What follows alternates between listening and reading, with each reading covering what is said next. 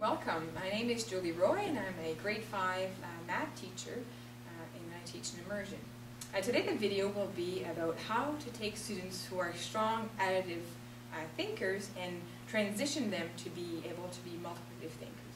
So look at which step is in between adding and multiplying.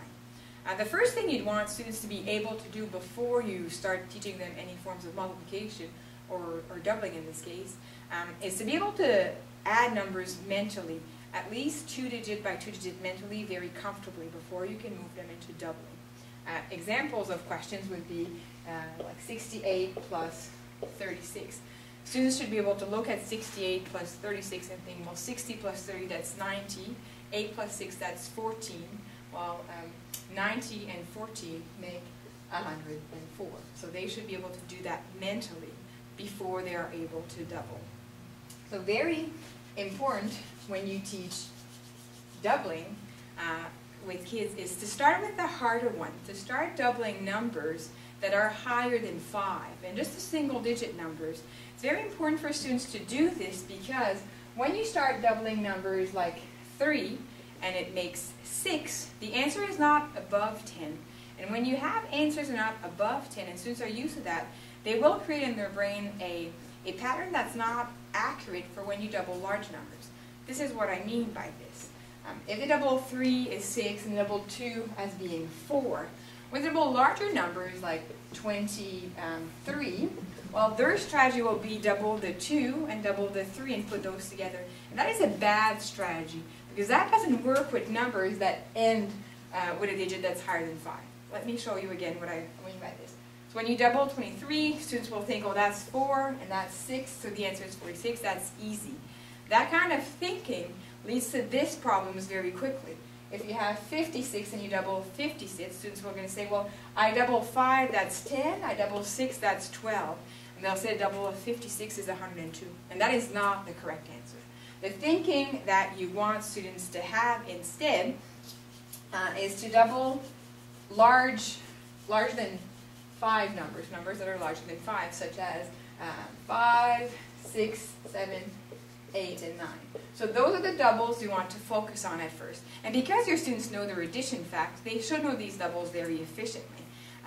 So you want them to see double 7, you want them to think it's 14. If they wouldn't know this for any reason, you could always break down the 7 into 5 and 2. And even if you showed 7 fingers, and that'd be a good model for kids, 7 fingers, if you double that, well, you would get another hand, and 2 hands make 10, and then 2 twos make 4, so you easily see it's 14 by using your unitizing of 5. And that's, again, an important visual model. So once kids are good at doubling the simple 1-digit number, you want to move to 2-digit numbers that end with all of these digits. Right? And again, because the strategies you want them to use is to double the tens first, and then to double the 1 and then put them together. So if I have 27 to double, the strategy I want kids to think about, and at first I may even get them to write it down because it's so important that their brain makes that connection at first, would be to think, well, 27 is the same as 20 and 7. Double of 20 is 40. Double of 7 is 14. 40 and 14 is 54. Okay? So I really want them to double each part with their place value name. Extremely, extremely important. I can't emphasize this enough because when kids will work with larger numbers, if they just double the digits and not use their place value name, it will cause problems. So you really want kids to look at 27, think this is 20 and 7. Double 20 is 40, double 7 is 14. Now you don't want to use the word repeated addition in this particular case because when you're thinking about adding 27 and 27, you have 2 extra parts in your brain that you need to tackle, and it makes 4 parts to tackle. When you think of 27 as 20 and 7, you only have 2 parts. Double 20 is 40, double 7 is 14. Putting 2 parts together is a lot easier than tackling 4 parts. Okay, so very important to focus on the language when teaching children how to double numbers. So the expectation again would be that the thinking looks like this. You want to double the 20, double the 7, put it together. You want to continue with other examples of numbers that again give you a sum, a double that's less than 100. Because when you go over 100, it creates different problems. So you want to focus on numbers that are less than 50, but end with a 5, 6, 7, 8, or 9.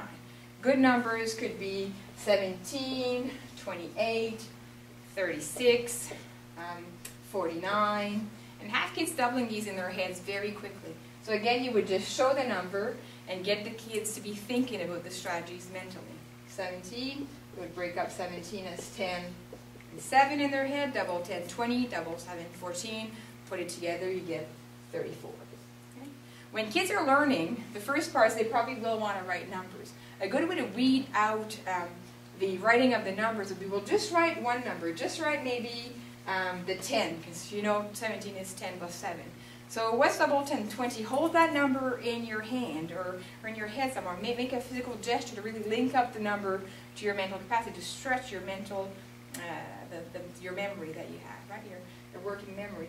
So that's 20. Now what is 7? Double 7, 14, right? So they can write maybe 20, but hold the 14 in their head. And then no, well, 20 and 14, that's 34. Right? And eventually, you would want students to be able to just look at 17, break the 17 in their heads. Think 10 and 7, double 10 is 20, double 7 is 14, put it together, I have 34. Again, with students who struggle a bit with this, they will just need more time, but the strategy cannot be replaced. Because that is the most efficient strategy for multiplication. And it's very, very important to build that foundation when you're doubling to prepare students to be strong multiplicators. They need to be extremely well-versed doublers. Okay? So once you're done with your double digits, all of these examples of good numbers, or any one of those that end with a 5, 6, or 7, 8, what you'd want students to do is look at what happens when you have numbers that are above 50. What happens when you're starting to double 50? What does that give, double 50? So you again would want to think 50. Students should be able to say, well, double 50 is 100. It's 10 tens. And 10 tens is 100. Right? I wouldn't talk about adding a 0 at this particular point. I just would want students to think about, well, if I had 10 $10 bills, how much money would I have? Right? If I had 5, I have 50. 50 and 50, well, that can't be 10. What can that be? Well, that has to be 100. And using the thinking to link it back to what they know. Once they can double 50, you'd probably want to double 56, right? So 56. How would you think about that? Again, you'd break it up. 50 plus 6. Double 50 is 100. Double 6 is 12. So you have your 112, right? So you should be able to do this mentally. Then you'll want to double just the tens that are larger than 5, but just by themselves. So double 70, double 80, double 90, double 100, even if you want to see what they do, right? When they double 70, they should build on their doubling of 7. 70 is just 7 tens. If you double 7, you get 14. Your 10 stays the same, so you have 14 tens. Well, how do we write 14 tens? What is 14 tens? That's 140, right? The same thing with the 80, the 90, and the 100. You really want to focus on students learning these things based on what they know. And they know how to double single-digit numbers. When they do double-digit numbers, use what they know to link it to some solid foundations. Very important. Once they can double all of the multiples of 10 that are higher than 50, well, have them double a 2-digit number that's higher than 50. See how they tackled that. Numbers like 76. How would you double 76? Well, you would think 70 again, and 6 when you double your 70. You know how to do that because you've just practiced it. That's 140. And you double your 6. Well, that's 12. So again, to start reading it out, just get them to write the first answer, not the second one. Get them to hold the second piece in their head and combine them mentally. That'll again stretch their working memory, which is what you're aiming for. So 140 plus 12, well, that's 152. So double of 76 would be 152. The goal here, again, is that they do this whole process just mentally. And they need to be able to do this solidly before you bring in your multiplication. Okay?